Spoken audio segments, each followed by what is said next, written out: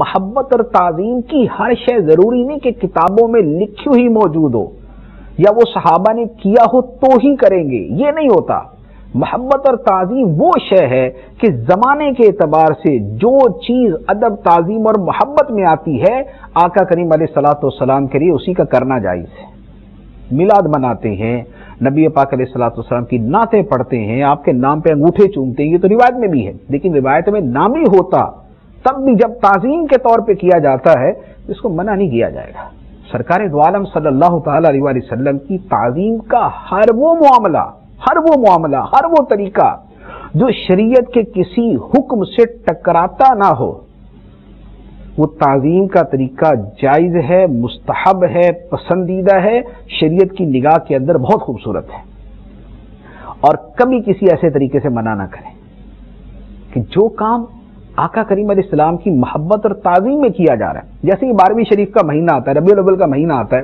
तो घरों पे चरागां किया जाता है, रोशनी की जाती है, लाइटिंग की जाती है। तो इस पे ये नहीं होना चाहिए कि जनाब ये कहां से साबित है, ला हौला वला कुव्वता इल्ला बिल्लाह। भाई नबी पाक अलैहिस्सलातु वस्सलाम की मोहब्बत में हो रहा है, ये सरकार की ताज़ीम में हो रहा है, इसके लिए कोई लिखा हुआ नहीं चाहिए कि फलां जगह लिखा हुआ तो करना है। ये तो मोहब्बत और ताज़ीम के काम हैं, वो तो जिसके दिल में जैसी होगी वो करेगा। सहाबाई किराम को ये चीजें नबी पाक अलैहिस्सलाम ने कोई लिखकर या उनको जबान से नहीं बताई थी कि मेरे वुजू के पानी को तुमने नीचे नहीं गिरने देना, वो अपनी ताज़ीम और मोहब्बत की वजह से करते थे। इसी तरह उंगलियों के साथ नाखूनों से दरवाजा खटखटाना, ये किसी आयत में नहीं लिखा था, ये नबी पाक अलैहिस्सलाम ने नहीं बताया था यूं करो,